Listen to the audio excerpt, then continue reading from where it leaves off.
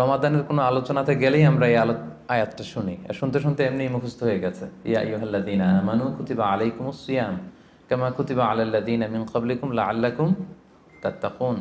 আল্লাহ তাআলা ইরশাদ করছেন, ওহে বিশ্বাসীরা, তোমাদের উপর সিয়ামকে ফার্জ করা হয়েছে যেমনি তোমাদের পূর্ববর্তীদের উপরও ফার্জ করা হয়েছিল, যাতে করে তোমরা মুত্তাকি হতে পারো, আল্লাহ সচেতন হতে পারো।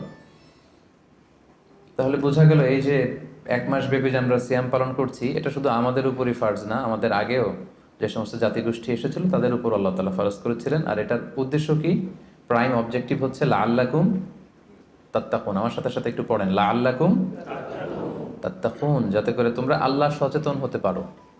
মানে আল্লাহর ভয়টা, এটা যেন তোমাদের মধ্যে ডেভেলপ করে, এটা যেন ইনক্রিজ করে, এটা যেন ইমপ্রুভ করে, এটা হচ্ছে সিয়ামের প্রাইম অবজেক্টিভ। তো এজন্য এই যে পুরো মাসব্যাপী যে আমরা রোজা রাখছি, আমাদের কিন্তু সবসময় এটা খেয়াল করতে হবে যে আমাদের এই যে গড কনসিয়াসনেস, আল্লাহ সচেতনতা বা আল্লাহর ভয়, এটা বাড়ছে কিনা। Is it increasing or decreasing? এটা কি বাড়ছে না কমছে? যদি আপনি ফিল করেন যে না, আল্লাহ সচেতনতা এই অ্যাট্রিবিউটটা আমার মধ্যে বাড়ছে, তার মানে আপনার সিয়াম ফলপ্রসূ হচ্ছে।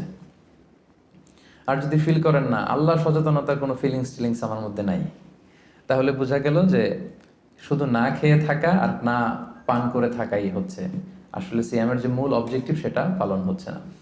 প্রিয় ভাই এবং বোনেরা, দেখেন, সিয়াম এমন একটি ইবাদত যেটা আমরা শুধুমাত্র আল্লাহ সন্তুষ্টির জন্য করি, শুধুমাত্র আল্লাহকে দেখাই। এই সিয়ামটা শুধুমাত্র কাকে দেখাই? আল্লাহকে দেখাই। আমরা যে সালাত আদায় করি, এটা শুধু আল্লাহকে দেখাই না, অন্যদেরকেও দেখাই। আমি এখন সালাত আদায় করলে আপনারা দেখবেন না? আমি যদি চ্যারিটি করি, দান করি, একজন নিচ্ছে আমি দিচ্ছি, দেখবেন না? দেখবেন। আমি যে হজে যাচ্ছি, প্লেনে চড়ে লাব্বাইক লাব্বাইক পড়ছে, লোকজন দেখে না? দেখে।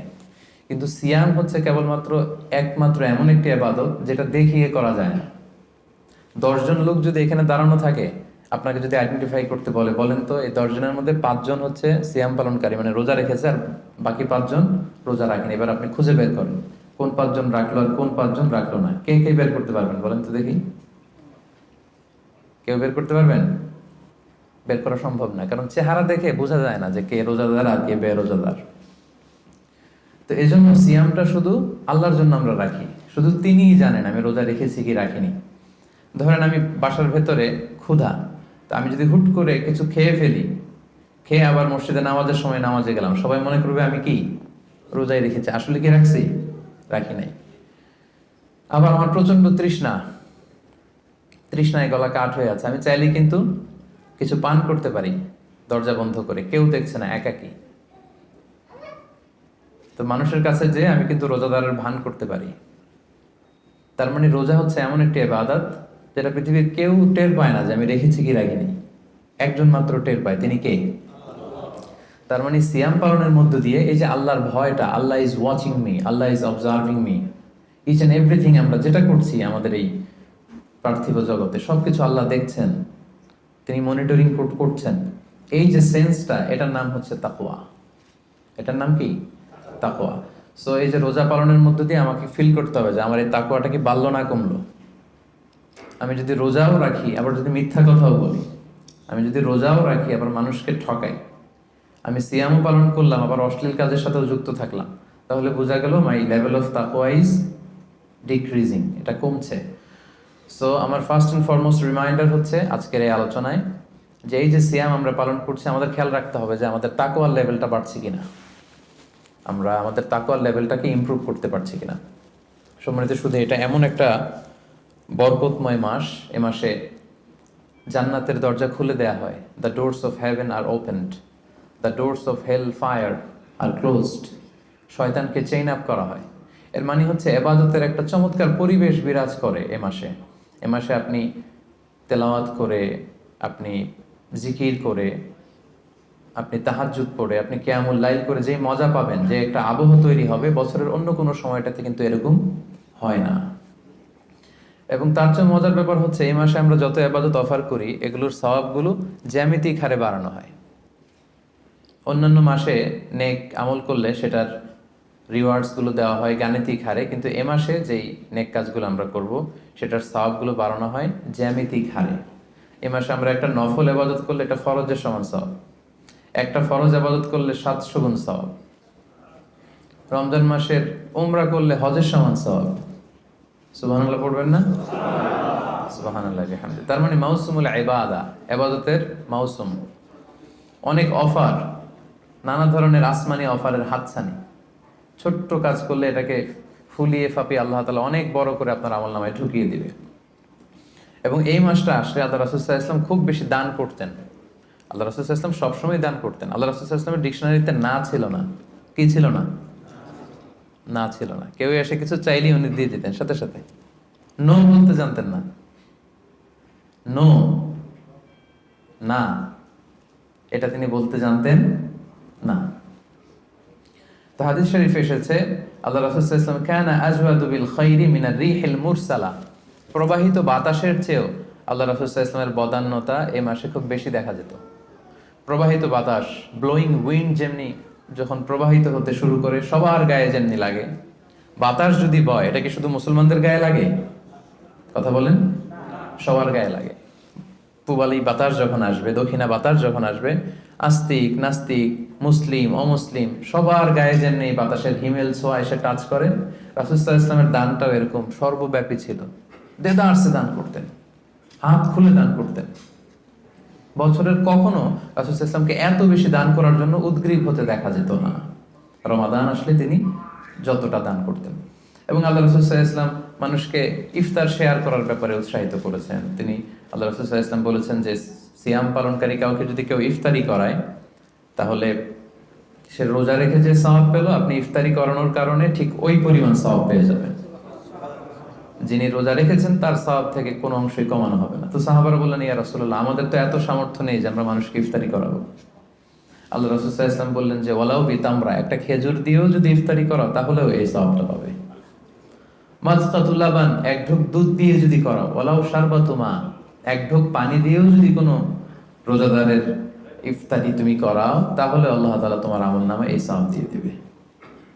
সো আমাদের জন্য এটা হচ্ছে দ্য মান্থ অফ অপরচুনিটি, অনেক বেশি সওয়াব কামানোর, অনেক বেশি রিওয়ার্ডস কামানোর একটা সুযোগ, এবং বিশেষ করে দান করার একটা অফুরন্ত সুযোগ। আপনি খেয়াল করে দেখেন যে আমরা মাঝে মাঝে অফার পেলে জিনিসপত্র খুব কিনি না। ধরেন একটা ব্লেজার আপনার কেনার খুব একটা দরকার নেই, দেখলেন যে 70% অফ। কত পার্সেন্ট? একটাও দরকার নাই, এখন যে 3টা কিনবো। কয়টা কিনবো? কারণ অফ, এখানে সেল দেয়া হচ্ছে, অপরচুনিটি দেয়া হচ্ছে, অফার দেয়া হচ্ছে।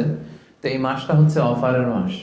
আল্লাহ তাআলা সওয়াব দেওয়ার জন্য বসে আছেন, কিন্তু নেয়ার জন্য আমরা প্রস্তুত না। তো সম্মানিত সুধী, এজন্য আমাদের দানের হাতকে প্রশস্ত করার ট্রাই করতে হবে। নানাভাবে এই রমাদানুল মুবারকে আমরা আল্লাহ তাআলার প্রিয় ভাজন হতে পারি অনেকগুলো কাজের মধ্য দিয়ে। এই স্বল্প সময়ে হয়তো সবগুলো টাচ করা সম্ভব হবে না। এজন্য আমি ভেবেছি দান করার মধ্য দিয়ে কিভাবে আমরা আল্লাহ তাআলার প্রিয় ভাজন হতে পারি, এই ব্যাপারটা আজকে ইফতারের আগ পর্যন্ত আমি একটু টাচ করবার চেষ্টা করবো ইনশাআল্লাহ। ডোনেশন করা আমরা করি না সবাই? আমরা ডোনেশন করি, চ্যারিটি করি, আমরা যাকাত দেই, অথবা আমরা নর্মাল চ্যারিটি করি, নফল দান করি। এই দানটাকে আল্লাহ তাআলা খুব বেশি পছন্দ করেন, অত্যন্ত বেশি ভালোবাসেন। এবং মজার ব্যাপার হচ্ছে যারা দুনিয়াতে বেশি বেশি চ্যারিটি করে, ডোনেশন করে, মানে দান করে, তারা কিয়ামতের দিন নিজের আমলনামা দেখে নিজেই বিশ্বাস করতে পারবে না। তারা নিজের আমলনামা দেখে বলবে, আল্লাহ এত দান তো করি না, আমি দান করেছি ঠিক আছে, কিন্তু এত তো করি নাই, এটা হয়তো অন্য কারো আমলনামা, আমাকে ভুলে দেয়া হয়েছে। আল্লাহ বলবেন না, এটা তোমারই আমলনামা। কামা ইউরাব্বি আহাদুকুম ফুলুবাহু, সহিহ বুখারীর বর্ণনা। আল্লাহ তাআলা বলেন, গরু যারা পালে, যখন বাছুর হয়, উট যারা পালে আরব দেশে, যখন উটের বাচ্চা হয়, উটের মালিক খুব খুশি হয়, তখন সে বাচ্চাটাকে খাইয়ে দাইয়ে পেলে পুষে বড় করে। আল্লাহ বলেন যে তুমি দান করেছিলে অল্প, কিন্তু এই ছোট্ট দানের সওয়াবটাকে আমি খাইয়ে দাইয়ে পেলে পুষে বড় করে হাত্তা তাকুনা মিসলাল জাবাল, বিশাল উহুদ পাহাড়ের সমান করে তোমার আমলনামায় ঢুকিয়ে দিয়েছি। সুবহানাল্লাহি ওয়া বিহামদিহি। তো ওই সময় যে যদি আপনি বিশাল বিশাল পাহাড়ের সমান সওয়াব দেখেন, আপনি কি সারপ্রাইজ হবেন না? হ্যাঁ, এটা হচ্ছে দ্য বিগেস্ট সারপ্রাইজ। অবাক হয়ে যাবেন আপনি যে দিয়েছিলাম তো 10 রিঙ্গিট, দিয়েছিলাম কত, এখন দেখি যে 10 মিলিয়ন রিঙ্গিট হয়ে গেছে। সুবহানাল্লাহি ওয়া বিহামদিহি। সো এটা হচ্ছে এই অপরচুনিটিগুলো লুফে নেয়ার মাস। আমরা দেয়ার মাধ্যমে আল্লাহ তাআলার প্রিয় ভাজন হতে পারি।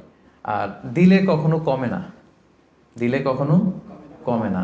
হাদিসে কুদসিতে আল্লাহ বলেন, আনফিক উনফিক আলাইক, ইয়া ইবনা আদম আনফিক, তুমি দান করো, উনফিকা আলাইক, আমি তোমাকে দেব, তুমি দাও তাহলে আমি তোমারে দেব।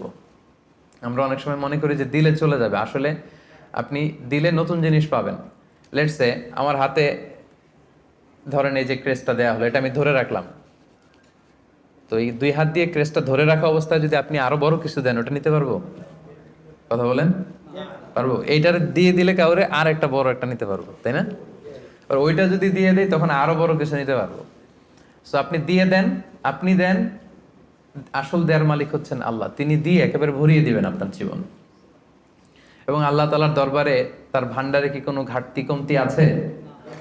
হাদিসে কুদসিতে এসেছে, আপনা আদম লাউ আন্না আউওয়ালাকুম ওয়া আখিরাকুম ওয়া ইনসাকুম ওয়া জিন্নাকুম কামু আলা সাঈদিন ওয়াহিদ, হে বানি আদম, তোমাদের সবাই, পৃথিবীর শুরু থেকে আজ অবধি সবাই মিলে যদি বিশাল ময়দানে দাঁড়িয়ে যার যত ডিজায়ার, ডিমান্ড, কামনা, আকাঙ্ক্ষা আছে, চাইতে শুরু করো আমার কাছে, একটার পর একটা চাইতে থাকো, চাইতে থাকো, আর আমি আল্লাহ যদি তোমাদের সবার যার যা লাগবে সবও দিয়ে দেই, আমি আল্লাহর ধনভাণ্ডারের 1 ইঞ্চিও কমবে না, 1 ইঞ্চিও কমবে না। এজন্য আমাদের দানের হাতকে বিস্তৃত করা উচিত। দানের উপমা আল্লাহ তাআলা দিয়েছেন, মাসালুল্লাযীনা ইউনফিকুনা আমওয়ালাহুম ফি সাবিলিল্লাহি কামাসালি হাব্বা আমবাতাত সাবআ সানাবিলা ফি কুল্লি সুমবুলাতিন মিআতু হাব্বা ওয়াল্লাহু ইউদাঈফু লিমান ইয়াশা ওয়াল্লাহু ওয়াসিউন আলিম।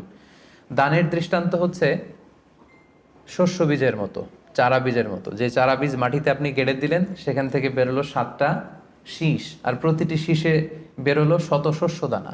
সুবহানাল্লাহ। তার মানে 1 টাকা দান করলেন, এখান থেকে হয়ে গেল 700। এখান থেকে কি মানে কত চমৎকার মেটাফরিক্যাল একটা উপমা বা উদাহরণ, যে দানের উপমা, এই যে আমরা আল্লাহর ফিসাবিলিল্লাহ দেই, হ্যাঁ, মানুষকে যে দান করি, এটার উপমা হচ্ছে একটা বীজের মতো। বীজ রোপণ করে দিলে 7টা শীষ গজালো, প্রতি শীষে শত শস্য দানা।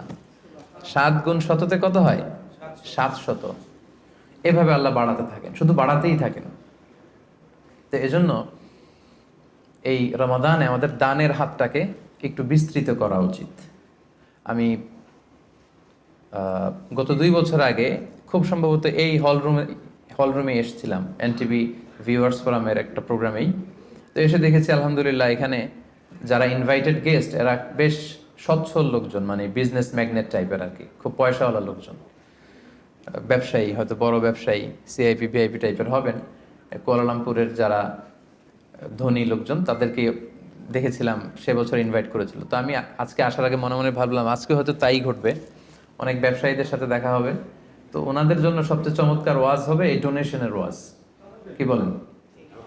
দান করার ব্যাপারে যদি ওনাদেরকে উদ্বুদ্ধ করি, কাজে লাগবে। লেটস সে রিক্সাওয়ালাদের একটা ফোরামে আমি গেলাম, ওখানে যেয়ে যদি আমি দানের ওয়াজ শুরু করি, কোনো কাজ হবে? ওনারা বুঝতে পারবে আর হ্যাঁ হ্যাঁ করতে পারবে, কিন্তু দিতে পারবে নাকি? দিতে পারবে না আপনারা, তাই না? তো এই জন্য আমি ভেবেছি যে অল্প কয়েক মিনিট দানের ব্যাপারে আমাদের অনেক মিসকনসেপশন থাকে। কিভাবে দানটা করব, কোথায় দান করব, ডোনেশনের সিস্টেমটা কি, কীভাবে চ্যারিটি করতে হয়, আমি অল্প কয়েক মিনিটে সেটা বলার চেষ্টা করব। সাদাকায়নের কিছু ইসলামী দৃষ্টিভঙ্গি আছে, সিস্টেম আছে। এই সিস্টেমগুলো ফলো করে যদি আপনি দান করেন, আপনার এটার প্রোডাক্টিভিটি অনেক হাই হবে। মানে আপনি অল্প দিলেও এটার সওয়াব হয়ে যাবে অনেক বেশি। তো এরকম 10টা পয়েন্টসে আমি 10-15 মিনিটে শেষ করবার চেষ্টা করবো ইনশাআল্লাহ। এই যে আমরা দান করব, দানের ক্ষেত্রে সর্বপ্রথম দৃষ্টিভঙ্গি হচ্ছে আপনার হালাল উপার্জন হতে দান করতে হবে। হালাল উপার্জন থেকে। আপনি হারাম থেকে যদি দান করেন, ওইটা আবার আল্লাহ কবুল করবে না। আসল জায়গায় হাত দিয়ে ফেলছি না? হারাম জায়গা থেকে আপনি বিশাল মাদ্রাসা করে দিলেন, মসজিদ করে দিলেন, হ্যাঁ, লঙ্গরখানা করে দিলেন, এতিমখানা করে দিলেন, আল্লাহর কাছে এটা নাথিং। ইট ডাজন্ট কেয়ার ইট। আল্লাহ এটা কোনো কেয়ারই করে না। হাবা মানসুর, এটা ধুলায় মলিন হয়ে যাবে, একেবারে উড়ে যাবে। এটার কোনো মিজানের পাল্লায় উঠালে এটার কোনো ওজনই হবে না। কিন্তু আপনার হালাল ইনকাম, হালাল উপার্জন থেকে আপনি 10 রিঙ্গিট দিয়েছিলেন, এটার কিয়ামতের দিন কি দেখবেন? বিশাল পাহাড়ের সমান। সো প্রথম কনসেপ্ট হচ্ছে আপনার ইউর ইনকাম শুড বি হালাল।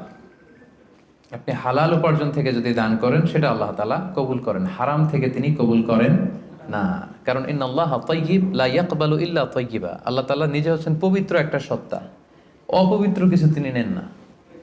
তিনি হচ্ছেন মহাপবিত্র এক সত্তা, তিনি যেটা গ্রহণ করেন সেটাও পবিত্র হতে হবে, অপবিত্র কিছু আল্লাহ তাআলা কবুল করেন না।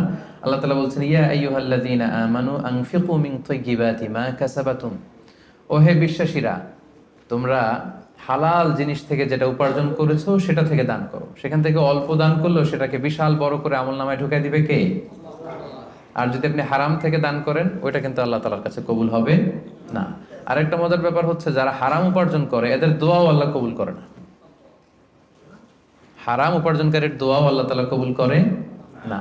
তাহলে এই যে আমরা দান করব, আপনারা যারা ব্যবসায়ী গ্রুপ আছেন, আপনারা তো অনেক দান করেন, আপনারা নিঃসন্দেহে জাকাতও পে করেন অন টাইমে। আমি বিশ্বাস করতে চাই যে এখানে অল আর মানে সবাই জাকাত দেন, জাকাত পে করেন। জাকাত ছাড়াও এমনি নর্মাল চ্যারিটিও আপনারা খুব করেন, এটা আমি বিশ্বাস করি। তারপর রিমাইন্ডার হিসেবে এগুলো বলা, রিমাইন্ডার। আল্লাহ তাআলা বলছেন, ওয়াযাক্কির ফাইন্না যিকরা তানফাউল মুমিনিন, তুমি রিমাইন্ডার দাও, উপদেশ দাও। এই উপদেশগুলো, রিমাইন্ডারগুলো বিশ্বাসীদের অনেক কাজে দেয়।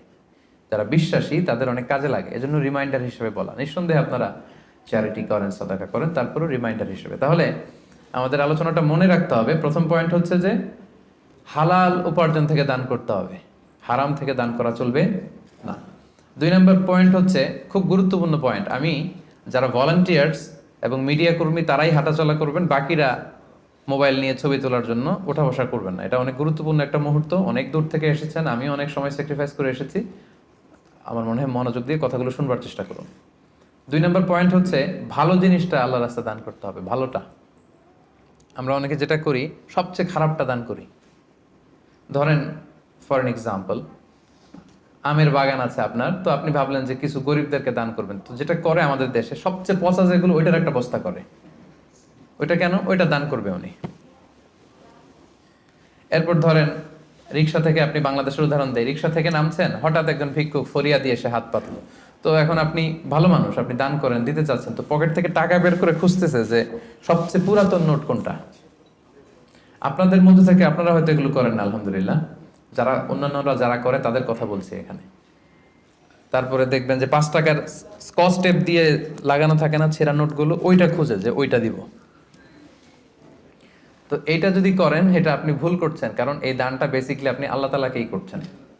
কিয়ামতের দিন আল্লাহ বলবে, আমার তুমি খাবার দিলা না, আমাকে পোশাক দিলা না, আমাকে সাহায্য করলা না। বনি আদম বলবে, আল্লাহ বলেন কি, আপনি খাবার চাইলে তো সারা দুনিয়ার সব দামি দামি খাবারের বস্তা আপনার কাছে এনে দিতাম, আপনি পোশাক চাইলে তো আমারটাই খুলে দিতাম। আল্লাহ বলতেন, ওই যে অসহায়, পীড়িত, দুস্থ, সুবিধা বঞ্চিত মানুষগুলোকে খাওয়ালে আমাকে খাওয়ানো হতো, তাদেরকে পড়ালে আমাকে পড়ানো হতো। তো এই যে আপনি ছিঁড়া নোটটা যে গরিবের হাতে দিলেন, আসলে ওইটা আল্লাহরে দিছেন আপনি। এটা করবেন না, এটা কখনোই করবেন না। আল্লাহ তাআলা বলছেন, ওয়ালা তায়াম্মামুল খাবিসা মিনহু তুনফিকুন, খারাপটা আল্লাহরে দিও না, আল্লাহর রাস্তায় ভালোটা দিবে। লান তানালুল বিররা হাত্তা তুনফিকু মিম্মা তুহিব্বুন, সবচেয়ে ভালোটা যদি আপনি আল্লাহর রাস্তায় দিতে না পারেন, তাহলে আপনি তো ঈমানদারই হতে পারলেন না। পুণ্য ততক্ষণ পর্যন্ত হাসিল হবে না যতক্ষণ না তুমি যেটা পছন্দ করো ওইটা যতক্ষণ তুমি আল্লাহর রাস্তায় দিতে না পারো, ততক্ষণ পর্যন্ত পুণ্য হাসিল হবে না। তাই দানের দৃষ্টিভঙ্গির 2 নাম্বার পয়েন্ট হচ্ছে আমরা ভালোটা দিব খুঁজে খুঁজে। আপনি আম বাগানের মালিক, আপনি সবচেয়ে টসটসে পাকা এক বস্তা আম আপনি কালেক্ট করবেন, যে এটা আপনি দান করবেন। কি পারা যাবে না ইনশাআল্লাহ? এই রিমাইন্ডারটা আমরা যেন সবাই নিই। আমি আমার নিজের একটা উদাহরণ বলি, নিজেকে জাহির করার জন্য বলছি না, জাস্ট উৎসাহ দেওয়ার জন্য। আমি বাংলাদেশে যেহেতু তাফসির প্রোগ্রামের জন্য জেলা টু জেলা সারা বাংলাদেশে আমার মুভমেন্ট করতে হয়, দেখা যায় যে গাড়িতেই থাকতে হয় দিন রাত। তো আমি একটা অভ্যাস করে নিয়েছিলাম, আমি যেটা করতাম, আমি কচকচে 100 টাকার আর 500 টাকার কিছু নোট আমার এই পকেটে রাখতাম। যদি কখনো গাড়ির সামনে কোনো ফরিয়াদি বা ভিক্ষুক যদি চায়, ওদেরকে দেওয়ার জন্য। তো এটা একটা অভ্যেস করে নিয়েছিলাম, 100 টাকার কচকচে নোট আর 500 টাকার কচকচে নোট। এই আয়াত পরে আমার এই ফিলিংসটা এসেছে যে না, ভালোটা দিব আমি সবচেয়ে। তো আমার মনে পড়ে মেঘনা টোল প্লাজার এখানে একটা ছোট্ট জ্যাম হয়, তো তখন অনেক খোড়া ল্যাংরা লোকজন এসে এরকম হাত পাতে। তো আমি ওই গ্লাসটাকে এতটুকু নামালাম যতটুকু নামালে আমার টাকাটা শুধু বের করা যায় আর কি, ওইভাবেই দেই যাতে আমাকে দেখা না যায়। তো সামান্য একটু গ্লাসটা নামিয়ে 500 টাকার কচকচে একটা নোট আমি জাস্ট বের করে দিলাম। তো সে পেয়ে তো অবাক, হয়তো ওখানে ওই ছিঁড়া ফাড়া 10 টাকা 5 টাকার নোটগুলোই ওরা পেয়ে অভ্যস্ত। তো 500 টাকার কচকচে নোট যখন পেয়েছে, তখন সে এভাবে হাত তুলে দোয়া করতেছে, আর হাসি, কি হাসি, ভুবন রাঙানো হাসি। মানে 5 লক্ষ টাকা দিয়ে ওই হাসি আমি কিনতে পারবো না। আমার বাসার পাশে এক মসজিদ, একবার আসরের সালাতে গেলাম, এক অন্ধ লোক সালাম ফেরানোর পরে বললো যে আমি অন্ধ, একটু আমাকে সহায়তা করবেন। একজন ওনাকে হাতে করে মসজিদের বারান্দায় দাঁড় করায় দিল। তো পকেটে হাত দিয়ে দেখি কোনো টাকা নেই। বাসা খুব কাছে, বাসায় চলে গেলাম। আবার ওই 500 টাকার কচকচে একটা নোট নিয়ে আসলাম। তো নিয়ে এসে ওনার কাছে হাত ধরে বললাম যে আপনি টাকা ধরলে চেনেন নাকি? বলে হ্যাঁ চিনি। দেখেন তো এটা কত? বলে 500 টাকা। মানে অন্ধদের আল্লাহ এই ক্যাপাসিটিটা দিয়েছে, এরা আপনার ওই 10 টাকা, 100 টাকা, 500 টাকা ধরে চিনতে পারে। তো আমি বললাম যে এটা সাবধানে রাখেন। তো এটা নিজেকে জাহির করবার জন্য না, জাস্ট প্রসঙ্গক্রমে উৎসাহ দেওয়ার জন্য যে আমরা কিন্তু চাইলে এই অভ্যাসটা করতে পারি। নট নেসেসারি যে 100 টাকার 500 টাকার হতে হবে। ধরেন যে 10 টাকার কচকচে নোট নিয়ে আপনি সবসময় ঘুরলেন এবং এটা প্ল্যান করলেন যে যখন দিব এই চকচকে 5 টাকার নোটটা দিব, কারণ আল্লাহ বলেছেন সবচেয়ে ভালোটা আমার রাস্তায় দাও। তো এই অভ্যেসটাকে আমরা একটু করতে পারবো ইনশাআল্লাহ, ইনশাআল্লাহ। তো এই অভ্যেসটা যেন করি যে সবচেয়ে ভালোটা আমি দিব আল্লাহর রাস্তায়। 3 নাম্বার হচ্ছে প্রয়োজনের অতিরিক্তটা দিবেন, প্রয়োজন অতিরিক্ত। এটা একটা গুরুত্বপূর্ণ ব্যাপার। ইসলাম দেখেন কত ব্যালেন্সড, কত ভারসাম্যপূর্ণ। ইসলাম বলে না যে আপনি সব উজাড় করে দেন, না, আপনি খরচের পরে যেটা আপনার অতিরিক্ত ওইখানে ইসলাম ভাগ বসিয়েছে যে দাও, ওইখান থেকে দাও। ইয়াসআলুনাকা মাযা ইউনফিকুন কুলিল আফওয়া। তারা জিজ্ঞেস করে নবী কি দান করব? আল্লাহ বলেন নবী আপনি তাদের বলে দেন অতিরিক্ত যেটা তোমার লাগে না ওইটা দান করো। আল্লাহ রাসূল সাল্লাল্লাহু আলাইহি ওয়াসাল্লাম, ওই যে বলেছিলাম ওনার ডিকশনারিতে কি নাই, ভুলে গেছেন এতক্ষণে? আল্লাহ রাসূল সাল্লাল্লাহু আলাইহি ওয়াসাল্লাম ডিকশনারিতে কি নেই? মানে কেউ চাইলে না বলতে পারতেন না উনি। একবার আল্লাহ রাসূল সাল্লাল্লাহু আলাইহি ওয়াসাল্লামের গায়ে একটা মাত্র জামা, এক ফরিয়াদে এসে বললেন ইয়া রাসূলুল্লাহ আ'তিনি কামিসান, একটা জামা দেন আমাকে। রাসূল সাল্লাল্লাহু আলাইহি ওয়াসাল্লাম গায়েরটাই খুলে দিয়ে দিলেন। সুবহানাল্লাহ পড়বেন না? তো এখন গায়ে যেহেতু জামা নাই, সাহাবারা নানা কাজে এসেছে, উনি বেরো হতে পারেন না, ঘরে বসে আছেন। এবার আল্লাহ আয়াত নাযিল করলেন ওয়াল্লাযীনা ইযা আনফাকু লাম ইউসরিফু ওয়া লাম ইয়াকতুরু ওয়া কানা বাইনা যালিকা কাওয়ামা। এর অর্থ হচ্ছে মুমিনের বৈশিষ্ট্য হবে তারা যখন দান করবে তারা ব্যালেন্সড চ্যারিটি করবে, ভারসাম্যপূর্ণ দান। মানে তার প্রয়োজনের অতিরিক্ত যেটা ওইটা দিবে, খুব কৃপণতাও করবে না, আবার দিয়ে একেবারে সব উজাড় করে দিবে না। মানে এই আয়াত দিয়ে আল্লাহ তাআলা বোঝাতে চাইলেন নবীকে যে নবী জামা যদি 2টা থাকতো তো একটা দিতেন, জামা যদি 2টা থাকতো তো একটা পরছেন আর একটা দিয়ে দিতেন, সেটা ঠিক ছিল। বাট ছিলই কয়টা? একটা। ওইটাই যে দিয়ে দিছেন, এখন আপনার হবে কি? সুবহানাল্লাহ বিহামদিহি। কি দয়ালু নবী ছিলেন, কি দাতা নবী ছিলেন, কি দানশীল ছিলেন, কি জেনারাস ছিলেন। তো দানের ক্ষেত্রে ইসলামের দৃষ্টিভঙ্গি হচ্ছে ভারসাম্যপূর্ণ দান করতে হবে, সব উজাড় করে দিয়ে দেওয়া যাবে না। আপনার এই যে কষ্টে উপার্জিত সম্পদ, এটা ব্যবহারের সবচেয়ে বেশি হকদার আপনি নিজেই, আপনার ফ্যামিলি। তো আপনাদের খরচ শেষে অতিরিক্ত যেটা থাকবে সেটা আপনি দান করতে পারেন। তাহলে কয়টা পয়েন্ট বললাম? 3টা। আপনাদের মনোযোগ আছে তো নাকি কষ্ট হচ্ছে? এই তো আর কিছুক্ষণ পরে আমরা ইফতারি করবো ইনশাআল্লাহ। 4 নাম্বার পয়েন্ট হচ্ছে দানে শো অফ থাকতে পারবে না, মানে লোক দেখানোর জন্য দান করা যাবে না। এটা আমরা অনেকে করে ফেলি দেখানোর জন্য। আমারে বড় শিল্পপতি বলবে, দানবীর বলবে, হাতেম তাই, হ্যাঁ আমার নাম পত্রিকায় আসবে। এই টেন্ডেন্সি নিয়ে যদি আপনি দান করেন সব শেষ, শো অফ করা যাবে না। লোক দেখানোর জন্য যদি দান করেন সে দান আল্লাহ তাআলা কবুল করে না। কিয়ামতের দিন আল্লাহ অনেক দানশীলকে বলবে তুমি জাহান্নামে যাও, go to the hell fire. দানশীল বলবে আল্লাহ আমি জাহান্নামে যাব কেন? আমি তো এতিমখানা করলাম 40টা, মসজিদ বানাই দিলাম 50টা, এরপর মাদ্রাসা বানাই দিলাম এতগুলো, আমি জাহান্নামে যাব? আল্লাহ বলবেন যে তুমি তো এই দানগুলো করেছিলে যে লোকজন তোমাকে বাহাবা দিবে, ওই বাহাবা তো দুনিয়াতে তুমি পেয়েছোই, তো আমার কাছে কি চাও? Go to the hell fire, যাও জাহান্নামের আগুনে যেয়ে ঢুকো। তা আমরা কি ওইরকম দানশীল হতে চাই নাকি? আল্লাহ তুমি আমাদেরকে হেফাজত করো। আমরা যতটুকু দান করব শুধুমাত্র কেবলমাত্র একমাত্র আল্লাহর সন্তুষ্টির জন্য দান করব। মনে থাকবে তো সবার ইনশাআল্লাহ? আচ্ছা, 5 নাম্বার হচ্ছে গোপনে দান করাটা, এটা বেশি ভালো। প্রকাশ্যে দান করা যায়, এটা ভালো, বাট গোপনে দান করা বেশি ভালো। আল্লাহ তাআলা বলছেন ইন তুবদু সাদাকাতি ফানি'মা হিয়া ওয়া ইন তুখফুহা ওয়া তুতুহাল ফুকারা ফাহুয়া খায়রুল লাকুম। তুমি যদি দেখিয়ে দান করো এটা ভালো, এটা খারাপ না। আমি দিলাম, আরেকজন নিল, আপনারা দেখলেন, সমস্যা নাই যদি আমার নিয়ত ভালো থাকে। বাট যদি গোপনে দান করতে পারে এটা হচ্ছে শ্রেষ্ঠ দান, এর চেয়ে শ্রেষ্ঠ দান আর হতে পারে না গোপনে দান। 7 শ্রেণীর ব্যক্তিকে আল্লাহ তাআলা কিয়ামতের দিন ওনার আরশের নিচে ছায়া দিবেন, যেদিন আল্লাহ দেয়া আরশের ছায়া ছাড়া আর কোনো ছায়া থাকবে না। ওই 7 শ্রেণীর ব্যক্তির মধ্যে এক শ্রেণীর ব্যক্তি হচ্ছে যারা গোপনে দান করে, এত গোপনে দান করে যে তার ডান হাত কি দান করলো বাঁ হাত সেটা টের পায় না। সুবহানাল্লাহ। গোপনে দান, গোপনে। আরব দেশে এই কালচারটা আছে। এই রমজানে এরা এত দান করে, তাহাজ্জুদের আগে দিয়ে বের হয়, একটা প্যাকেটের ভেতরে কিছু ইফতারি সামগ্রী, কিছু সাহুর সামগ্রী, আর ধরেন 500 রিয়ালের একটা নোট বাড়ির সামনে আস্তে করে রেখে দিয়ে আবার ড্রাইভিং করে চলে যাবে। এরকম 500টা বাড়ি 100টা বাড়ির সামনে দিয়ে বাস শেষ। কে দান করলো তাও জানলো না, কিভাবে কি হলো কেউ টেরও পায়নি। যার পাওয়া দরকার সে পেয়ে গেছে, যার সওয়াব দরকার সে সওয়াব আল্লাহর কাছ থেকে নিয়ে নিয়েছে।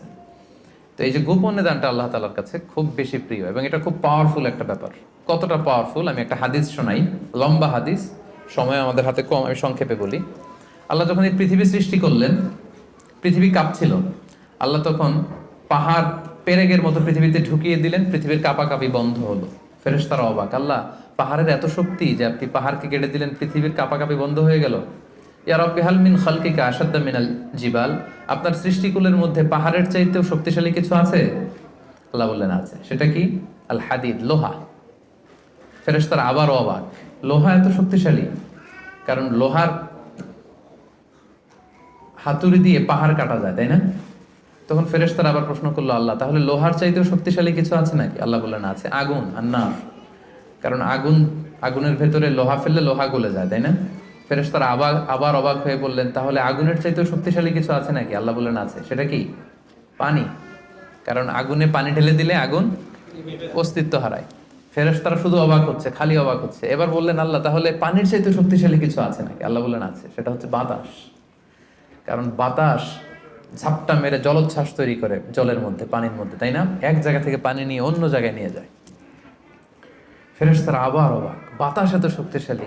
ইয়া রাব, আল্লাহ তাহলে এই বাতাসের চাইতে শক্তিশালী কোনো সৃষ্টি কি আপনার সৃষ্টিকুলে আছে? আল্লাহ বললেন আছে। কে? আল্লাহ বললেন ওই বনি আদম যে গোপনে দান করে। ওই বনি আদম যে গোপনে দান করে, এত গোপনে তার ডান হাত কি দিয়েছে বাঁ হাত সেটা টের পায় না। সুবহানাল্লাহ।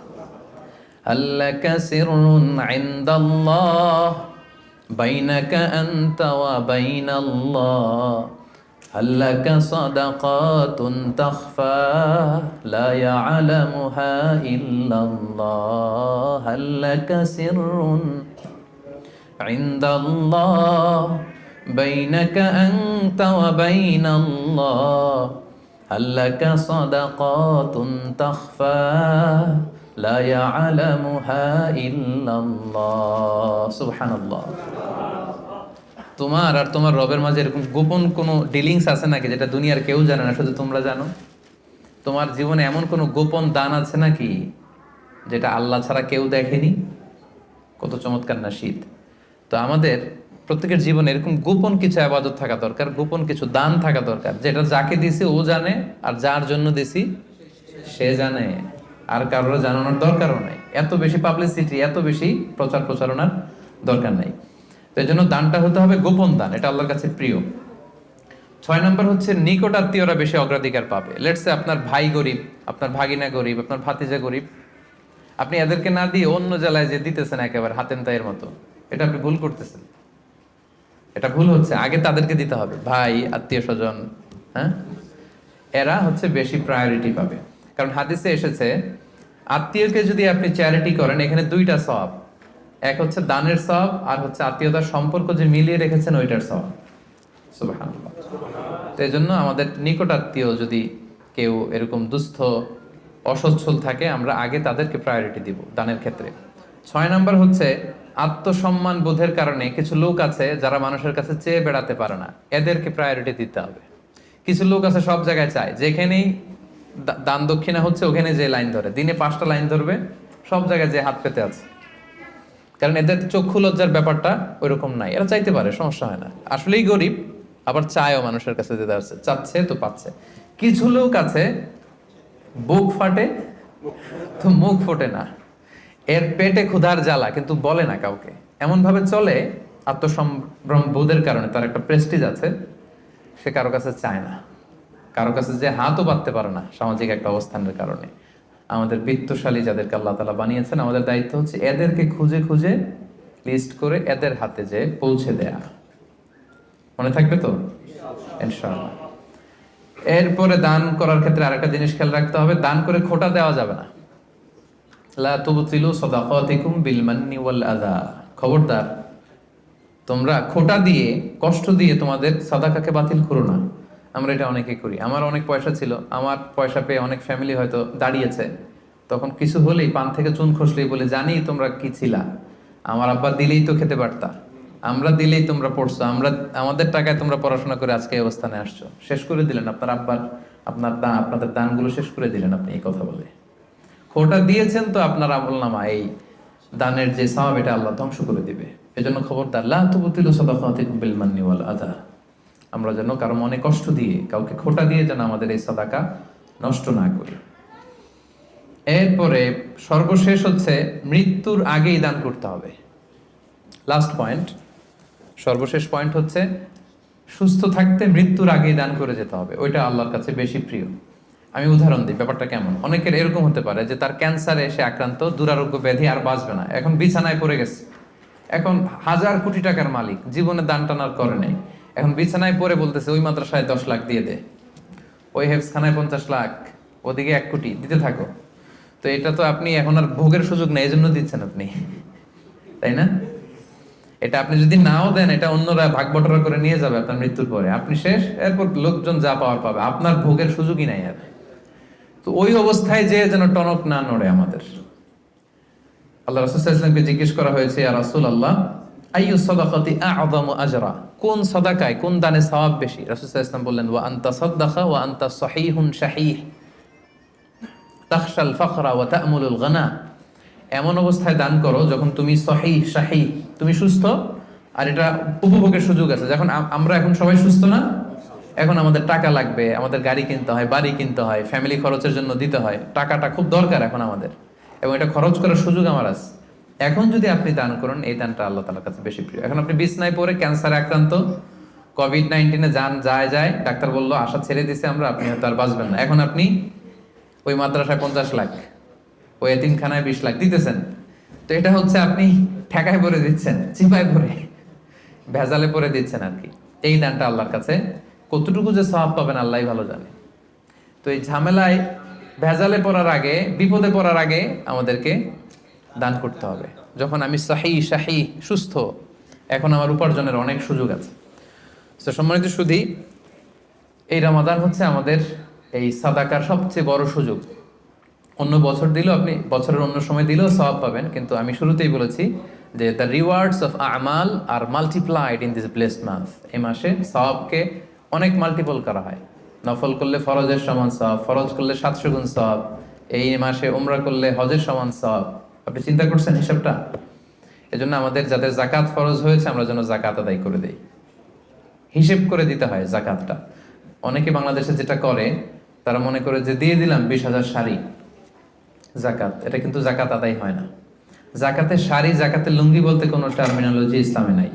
আর জাকাতের শাড়ির যে বেহাল দশা বাংলাদেশে, এটা একবার ধোয়ার পরে দ্বিতীয়বার আর পরা যায় না, রং থাকে না, পাতলা শাড়ি, এটা গরিবের সাথে আর উপহাস। আমরা অনেকে মনে করি যে আমরা দরিদ্রদেরকে জাকাত দিয়ে অনেক বেশি বড় কাজ করে ফেললাম, কিন্তু আল্লাহ বলছেন ওয়াফি আমওয়ালিহিম হাক্কুন লিসাইলি ওয়াল মাহরুম, তুমি কোনো করুণা করনি, বরং তোমার সম্পদে এটা গরিবদের অধিকার। বরং গরিবরা আমার জাকাত নিয়ে আমাকে করুণা করেছে, কি বলেন? আচ্ছা, একটু খেয়াল করে উত্তর দিবেন বুঝে শুনে। আমি যদি ধনী হই, জাকাত দেওয়া আমার জন্য কি ফরজ, আর আরেকজন লোক গরিব, তার জন্য জাকাত খুঁজে খুঁজে নেওয়া কি ফরজ? নিবে না, নিলাম না আপনার জাকাত, আমি কষ্টে কাটালাম, কোনো সমস্যা আছে? নাই। তো আমার ফরজ কিন্তু আমার ঠিকই আদায় করে ফেলতে হবে, আল্লাহর মহাখাজা, আল্লাহর পাকড়াও থেকে বাঁচার জন্য আমাকে দিতেই হবে, কিন্তু ও বাধ্য না নিতে। তার মানে ও আমারে বাঁচায় গেল, তাই না? সে আমাকে বাঁচালো জাহান্নামের আগুন থেকে। এজন্য যারা ওয়াল্লাযীনা ইয়াকনিজুনা আয-যাহাবা ওয়াল ফিদ্দাতা ওয়া লা ইউনফিকুনাহা ফি সাবিলিল্লাহ ফাবাশশিরহুম বিআযাবিন আলীম, যারা সম্পদ, যারা জুয়েলারি, অর্নামেন্টস এগুলো জমা করে রাখে, ব্যাংক ব্যালেন্স জমা করে রাখে, যাকাত ফরজ হওয়ার পরও যাকাত দেয় না, হে নবী তাদেরকে ভয়ঙ্কর আপনি আযাবের সুসংবাদ দিন, ভয়ঙ্কর শাস্তি তাদের জন্য অপেক্ষা করছে। সাইয়ুতাওয়াকুনা মা বাখিলু বিহি ইয়াউমাল কিয়ামা। সবচেয়ে ভয়ঙ্কর কথা হচ্ছে কিয়ামতের দিন পৃথিবীর এই পৃথিবীতে যত অন্যায় আমরা করি সবগুলোর শাস্তি দেয়া হবে জাহান্নামে যাওয়ার পরে।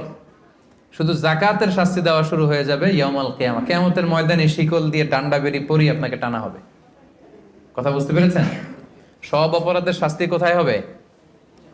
জাহান্নামে। কোথায় যাওয়ার পরে? আগে ফায়সালা, আমি জান্নাতি না জাহান্নামে। জাহান্নামে গেলে তখন শাস্তি। শুধু জাকাতের শাস্তি কিয়ামতের ময়দানে মায়ের শুরু। আচ্ছা, এবার একটু বলেন তো, যে লোকটা জাকাত না দেওয়ার কারণে কিয়ামতে কোটি মানুষের সামনে তাকে শিকল ধরে টানা হচ্ছে, সে যদি নামাজি হয়ে থাকে তার নামাজ কি কাজে লাগলো? ও যদি হজ করে থাকে ওর হজ কি কাজে লাগলো? ওর ওর অন্যান্য আবাদত কি কাজে লাগলো? তো এই জন্য এই জাকাত এটা হচ্ছে গরিবের অধিকার এবং এটা আল্লাহ তাআলা আমাদের উপর ফার্জ করেছেন, অবধারিত। এই ক্ষেত্রে যেন আমরা কোনো ধরনের গরিমসি না করি। এবং কিয়ামতের দিন আল্লাহ বলছেন যে আমরা যে সম্পদগুলো জমা করেছি এগুলোকে আগুনে পুড়িয়ে লোহার খুন্তি দিয়ে কপালে একটা ছেক দেওয়া হবে, পাঁজরে একটা, পিঠে একটা। জাহান্নামের আগুন এটা যেন তেন আগুন না। দুনিয়ার আগুন আঙ্গুলে লাগলে আঙ্গুল জ্বলে, জাহান্নামের আগুন আঙ্গুলে একটু লাগালে আগে কলিজা জ্বলে যাবে। নারুল্লাহিল মুকাদা আল্লাতী তাত্তালিউ আলাল আফইদা। দুনিয়ার আগুন যেখানে লাগে ওইখানে জ্বলে, পায়ে লাগছে পায়ে জ্বলবে। জাহান্নামের আগুন লাগা মাত্রই আগে কলিজাটা ছাই হয়ে যাবে। ওই আগুন হজম করার ক্ষমতা দিয়ে আল্লাহ আমাদেরকে তৈরি করেননি। এজন্য আল্লাহ তাআলা আমাদের যাদেরকে তিনি ব্লেসিং দিয়েছেন, আমাদেরকে সম্পদশালী করেছেন, সচ্ছল বানিয়েছেন, আমরা যেন এই ফরজ যাকাতকে আদায় করি। যারা যাকাত আদায় করবে না এই সম্পদগুলো তাকে সাপ হয়ে পেঁচিয়ে ছবল মারতে থাকবে আর বলবে আনা মালুক আনা কানজুক। জাহান্নামের ভেনোমাস স্নেক গুলো আপনার সারা শরীরে পেঁচিয়ে শুধু ছবল মারতে থাকবে। কারুনের ঘটনা আমাদেরকে আজও আমাদের চোখের সামনে রয়েছে যে কারুনের সব সম্পত্তি সহ আল্লাহ মাটিতে দাবিয়ে দিয়েছিল। তার সব সম্পত্তি সহ দাবিয়ে দিয়েছিল। ওই জায়গাটা এখন একটা লেক, বহাইরা কারুন বলে। আমি নিজে দেখে এসেছি মিশরে, এটা একটা টুরিস্ট স্পট, অনেকে দেখতে যায়। তো আজও কিয়ামত পর্যন্ত 1 বিঘত করে সে মাটির নিচে যাচ্ছে তো যাচ্ছে, যাচ্ছে তো যাচ্ছে। তো সম্মানিত সুধী, আসুন আমরা ইফতারের এই পূর্ব মুহূর্তে আল্লাহ তাআলা আমাদের যাদেরকে সম্পদ দিয়েছেন, দান করে যিনি আমাদেরকে অনেক প্রাচুর্যতা দিয়েছেন, সচ্ছলতা দিয়েছেন, আমাদেরকে মিলিয়নার বানিয়েছেন, বিলিয়নার বানিয়েছেন। এটা কিন্তু আল্লাহর খেলা। হ্যাঁ, আমাদের চেষ্টা ছিল। দেখেন গল্পটা দেখেন, গাড়ির ভেতরে হচ্ছে বিলিয়নিয়ার আর বাইরে দাঁড়িয়ে আছে নিঃস্ব, এরকম হাত পাচ্ছে আর উনি দিচ্ছে। গল্পটা উল্টাও হতে পারতো, আমি ওই জায়গায় দাঁড়িয়ে এরকম চাচ্ছি, তাই না? আর উনি দিচ্ছে, এরকম হতে পারতো না ঘটনাটা? তো ঘটনাটা কিন্তু আল্লাহ ওরকম করেননি, বরং আল্লাহ ব্লেসিংস করেছেন আমাদেরকে। আমাদেরকে তিনি সম্পদের মালিক বানিয়েছেন, তিনি আমাদেরকে প্রাচুর্যতা দিয়েছেন। আমরা যেন এর শুকরিয়া করি এবং এর যাকাত যেন আদায় করি, এবং এই রমাদানে বেশি বেশি দান করে অফারের মাসে অফারগুলো যেন আমরা নিতে পারি এবং আল্লাহ তাআলার প্রিয় ভাজন বান্দাদের অন্তর্ভুক্ত যেন আমরা হতে পারি। আল্লাহ তাআলা আমাদের সবাইকে কথাগুলো বোঝার ও আমল করার তৌফিক দান করুক। আমরা পড়ি আমিন।